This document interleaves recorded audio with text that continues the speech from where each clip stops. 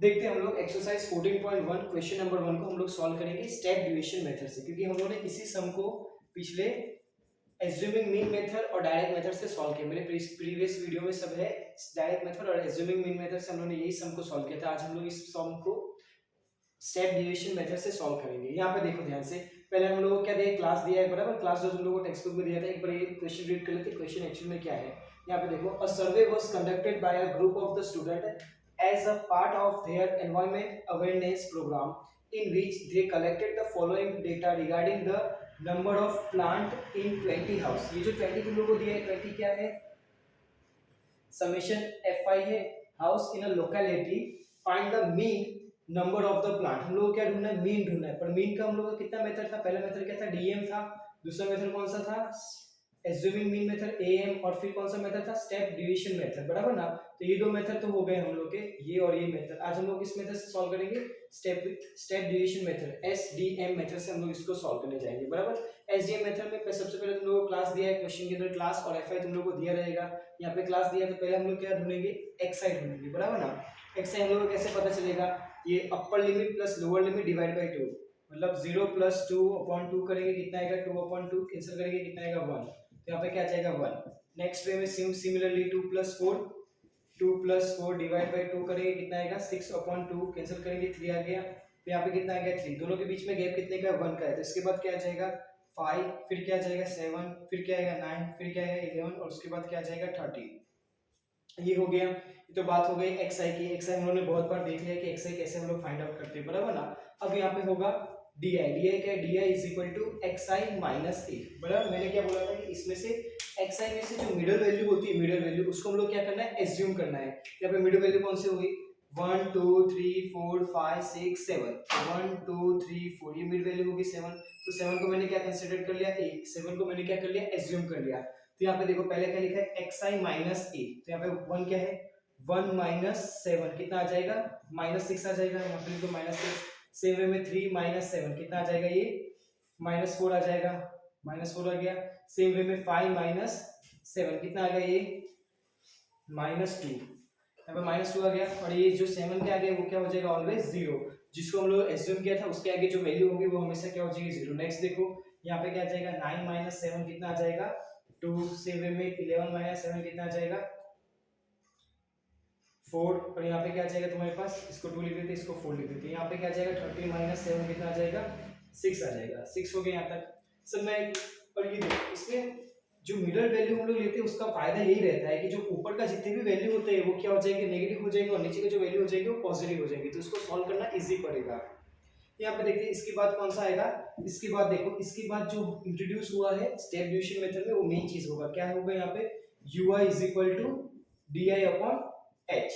यहाँ पे देखो h का मतलब क्या होता है, h का मतलब क्या होता है, देखो पहले ui को ठीक कर देता हूँ, 4 लग रहा है, ये हो गया ये, बराबर।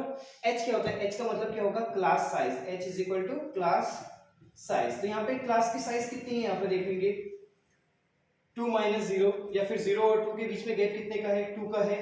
सेम वे में 4 और 2 और 4 के बीच में गैप कितने का है, 2 का है, बराबर। ये जितना भी यहाँ पे देखोगे सब जगह कितने का गैप है, 2 का गैप है, बराबर ना। तो यहाँ पे हम लोग को क्लास साइज कितना दिया है, 2 दिया है। तो यहाँ पे सबसे पहले देखेंगे -6 डिवाइड बाय 2 कितना आ जाएगा, ये -3 आ जाएगा, 3 हो गया। यहाँ पे देखो -4 डिवाइड बाय 2 करेंगे कितना आ जाएगा, -2, -2 आ गया। यहाँ पे देखो -2 डिवाइड बाय 2 करेंगे कितना आ जाएगा, -1 आ जाएगा, 1 आ गया। सेम वे में यहाँ पे क्या आ जाएगा, 0 को 2 से डिवाइड करेंगे तो 0 ही आएगा, उसमें कोई बात नहीं है। यहाँ पे देखो 2 को 2 से डिवाइड करेंगे कितना आएगा, 1। 2 को 4 को 2 से डिवाइड करेंगे कितना आएगा, 2। और 6 को 2 से डिवाइड करेंगे कितना आएगा, 3 आ जाएगा। यहाँ तक समझ में आया। अब यहाँ देखो ये मेन टॉपिक था, यहाँ तक तो ऑलमोस्ट अगर तुम लोग यहाँ तक आ गए तो इसके बाद का टॉपिक तो सिंपल है। इसके बाद का टॉपिक क्या होगा कि जो एफ आई है वो हम लोग को टेक्स्ट बुक में दिया होगा।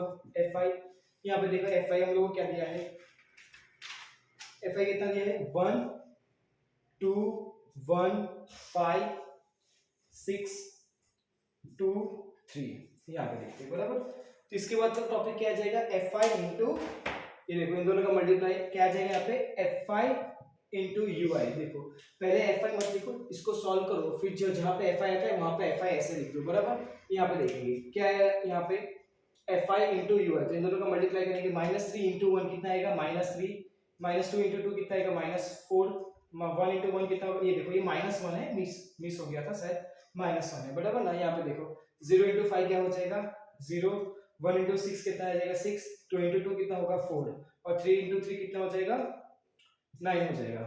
यहाँ पे देखेंगे सबसे पहले हम लोग क्या करेंगे, इसका प्लस करेंगे और इसका तो हम लोग को ऑलरेडी दिया ही है, टेक्स्ट बुक में बोला है कितने हाउसेस है, टेक्स्ट बुक में 20 हाउस है, तो 20 क्या है हम लोग के पास टोटल है, टोटल हम लोग को 20 दिया है, तो ये क्या है जब सबके पास समेशन F5 कितना दिया है 20 दिया है, और यहाँ पे हम लोग को क्या दिया है समेशन F5 UI। यहाँ पे देखो समेशन F5 UI इसको कैसे कैलकुलेट करके देखेंगे, ये 4 -4 और ये +4 क्या हो जाएगा कैंसिल हो जाएगा बराबर ना। अब यहाँ पे बचा क्या, ये -3 ये 6 के साथ कैंसिल होगा कितना होगा 3 बचेगा, और ये -1 3 के साथ कैंसिल होगा कितना बचेगा 2 बचेगा, तो 2 + 9 करेंगे कितना आएगा 11 आ जाएगा बराबर। यहाँ तक समझ में। अब इसके बाद यहाँ पे इसके फॉर्मूले पे चलते हैं, इसका फॉर्मूला क्या है, मैंने बोला था क्या फॉर्मूला होगा यहाँ पे x बार इक्वल टू, यहाँ पे जो पहले का टर्म था एज्यूमिंग का क्या आ जाएगा a आ जाएगा, a जिसको हम लोगों ने एज्यूम किया था a, प्लस इसके बाद जितने भी दोनों मेथड थे एज्यूमिंग मीन मेथड और स्टेप डायरेक्ट मेथड, उसमें हम लोगों ने क्या यूज किया था डायरेक्ट मेथड में summation F5 xi upon summation Fi। Similarly दूसरे हम लोगों ने एज्यूमिंग मीन मेथड में क्या यूज किया था summation F5 di upon summation Fi। तो यहाँ पे क्या कौन सा टर्म आया है, ये Fi और ui है, तो यहाँ पे क्या आ जाएगा summation F5 ui upon summation F5।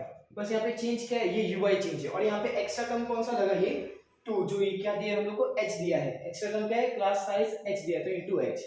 तो ये रहा। अब यहाँ पे इसका सॉल्यूशन करते हैं, सॉल्यूशन करते हैं x bar equal to a क्या दिया हम लोग को, a क्या दिया, a यहाँ पे हम लोग को दिया है एज्यूम किए 7 बराबर, प्लस यहाँ पे समेशन Fi ui कितना है 11 है, 11 हो गया, और यहाँ पे देखो ये कितना है 20 दिया है 20, और इनटू ये कितना दिया है h कितना दिया हम लोग को 2 दिया है, यहाँ पे देखो 2। अब 2 के टेबल में 20 आएगा कितने सा 10 सा आएगा, 10 सा आ गया, यहाँ पे बचा कितना 7 प्लस 11 अपॉन 10 बराबर ना।